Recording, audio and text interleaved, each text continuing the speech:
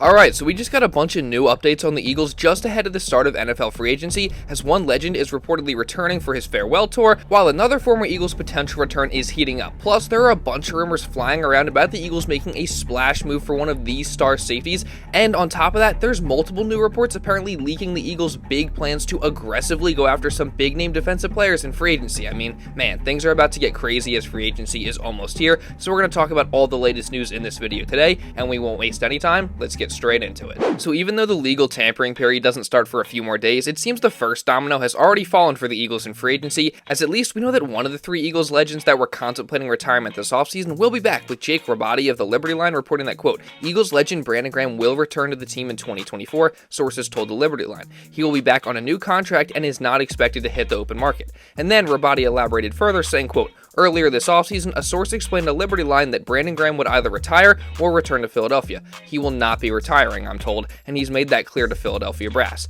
Graham, like he said after the season ended, truly desires a farewell tour with the Eagles, and if they'd take him back, he'd come back. The Eagles want him back and will retain him. While no deal is officially agreed to, the true expectation is he'll return to Philadelphia. And Rabati's original tweet was also quote tweeted from Ian Rappaport, who backed it up, so safe to say that this report from Rabati is legit, and really, this is no surprise. I mean, BG even made it clear as the season came to an end, as Jake had mentioned in that second tweet, that he wanted to come back to the team this next year for his farewell tour. You sound like you're coming back. I want to. When you're 12, 13, well, 14 years in, it'll be my farewell tour next year. You know what I'm saying? If the Eagles want me to do it one more time, I would love to be here for another year, because I know we got something special. And 15. My farewell tour, I'll be done next year. Overall, I love this. I mean, I love BG. He's obviously a legend, and even though he's not producing at the level that maybe he once was, he still had his moments this past year where he was able to make a big impact, and they came in crucial moments of some of the Eagles' bigger wins, and he's obviously still an incredible leader, one of the best the Eagles have, and in losing Jason Kelce, it's just crucial to still have a guy like BG in the locker room. So overall, again, I really like this, and drop a like down below for Brandon Graham returning next season. Now, in addition to this news confirming that BG is going to be back next year, we got another huge update on the Eagles free agency plans today. This one from Zach Berman saying, quote, look for the Eagles to be aggressive in free agency, trying to add in their prime defensive players to multi-year deals. And this is huge because we all know that the Eagles need to do what they can to rebuild and retool that defense that last year was just one of the worst units in the NFL, and we know Howie Roseman is very capable of luring in some great players and signing them to good value deals, and we also know that there are plenty of great options out there in free agency that have already first been linked to the Eagles and that also fit this bill of being in their prime defensive players that the Birds could potentially sign to big contracts to keep them in Philly for a long time. So this report just adds another level of validity to those other reports that were linking some of these star players to Philly. And one of those reports obviously was talking about safety CJ Gardner-Johnson and a potential reunion with the Eagles, with the initial report from Tony Pauline saying that there's, quote, a real chance of the Eagles bringing back Chauncey in free agency. And since then, we got another update a few days back, this time with Jeremy Fowler of ESPN mentioning a reunion as something that's on his radar, saying, quote, a CJ Gardner-Johnson reunion in Philadelphia is on my radar. The Eagles realize they missed the talented safety in the secondary. Now, CJ obviously fits the bill of a guy who's in his prime, as he's just 26 years old, and someone that they could get on a big multi-year contract. And if you watch my video from Saturday, you know that I would be a huge fan of bringing CJ back, assuming that he could get past his animosity he apparently has towards Philly fans. I mean, I just think he's a great player, and he brings the kind of energy and attitude that this defense really needs, but what do you guys think? Now, another guy that the Eagles have been linked to just ahead of free agency is star Broncos safety Justin Simmons, but this situation is a lot different, however, because one, Simmons doesn't quite fit the mold of being one of those in their prime players as much, as he's 30 years old and he's getting closer to the end of his career, and he also isn't a free agent on top of that. He's still under contract in Denver for one more season, meaning that the Eagles would have to trade for him if they wish to add him to the team. Now, based on reports, it seems as if not only the Broncos are willing to trade him, but the Eagles have a good amount of interest in making this move as well, as a report came out saying, quote, Justin Simmons to the Eagles has some buzz with a whole bunch of Z's. Now, I will say that I think Justin Simmons is a great player and he'd be a great addition to the Eagles defense, especially since he played under Vic Fangio for a while and he apparently enjoyed his time playing for Vic.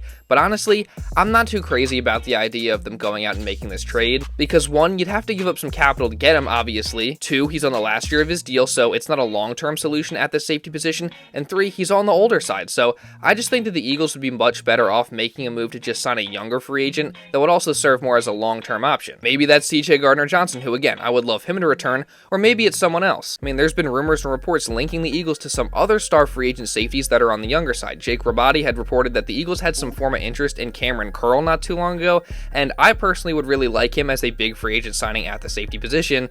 I mean, he's just 24 years old, and he's just overall a really good safety. He's coming off a year where he had 115 tackles, he's also great against the run, he's solid in pass coverage, and he's also a physical guy, and he would fit pretty well into Vic Fangio's scheme. So again, if the Eagles went and signed him, I'd be pretty happy about it. And then you also got Xavier McKinney from the Giants, who, I mean, there was a good amount of speculation that the Giants may decide to place the franchise tag on him. Turns out they decided not to do that, and he will officially hit the open market. And again, this is another guy who should be a top target for the Eagles, maybe even the top target. I mean, McKinney is just 24 years old, he's been a captain, and he's just a great overall talent. Last year, he put up 116 tackles along with a forced fumble, 2 fumble recoveries, and 3 interceptions.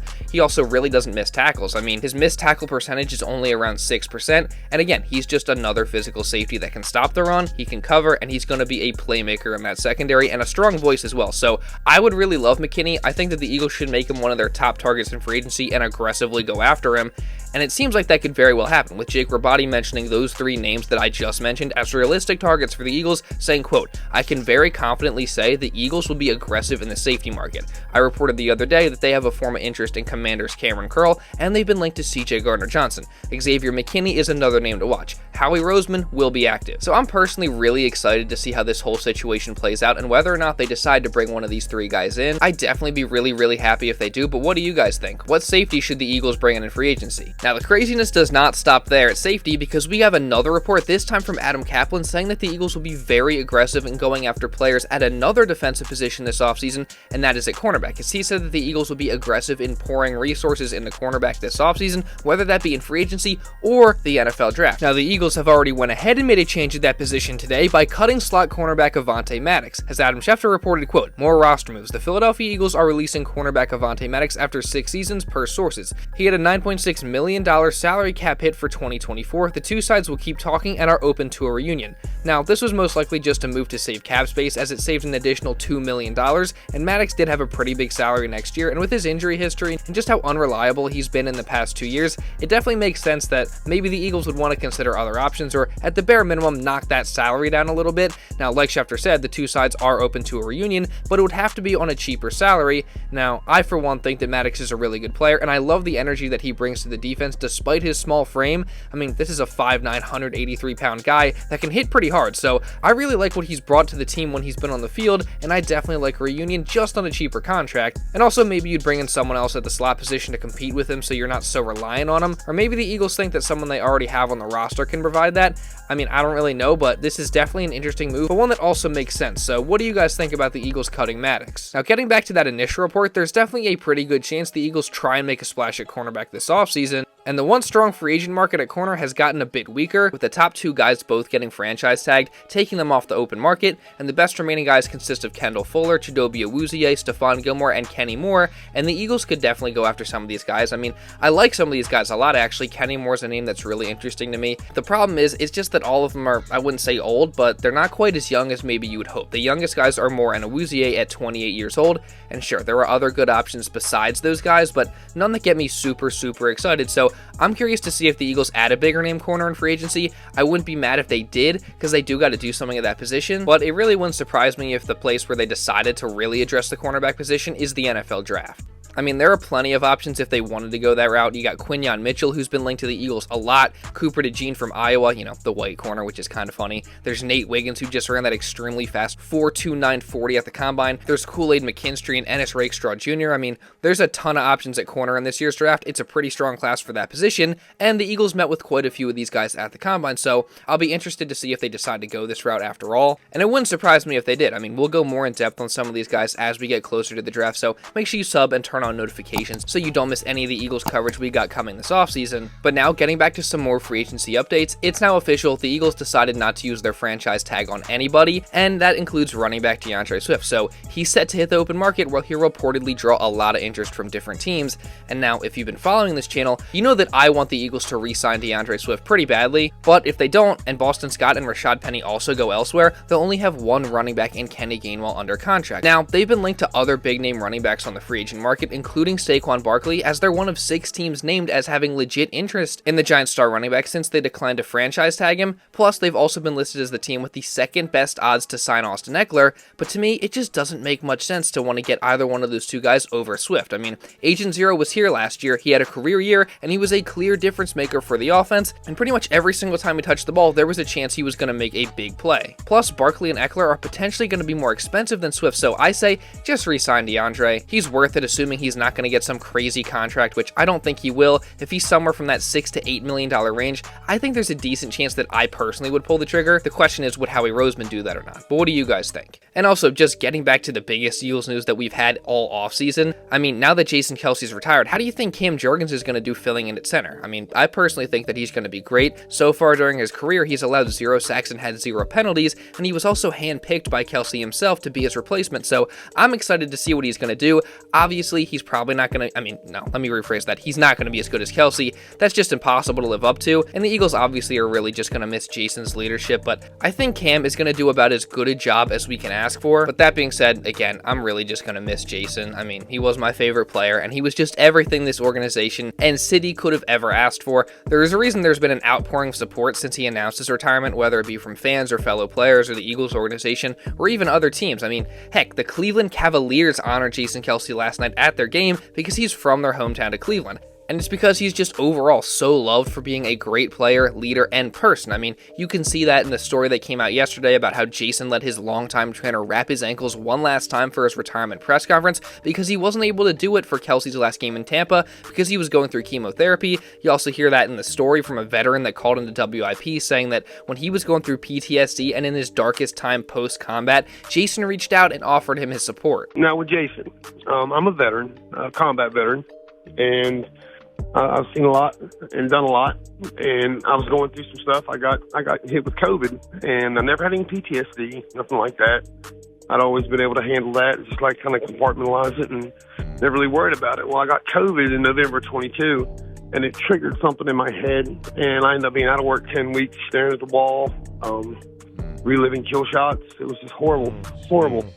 Lowest time of my life, and I posted something on Jason's Facebook page, and he called me up. He reached out, he texted me up, and like, brother, you okay? You need somebody to talk to? Wow. That is a wow. He's been my favorite player since his second year in the league. I've had his jersey. Just this one. It's great for him, but man. You gotta love and respect Jason Kelce, man. I mean, what a class act, what a great player, what a great person, and a perfect representation of what a Philly athlete should be. And now he deserves to enjoy his retirement, which he kicked off with a bang. All right, here we go! Jason Kelce, welcome to New Heights.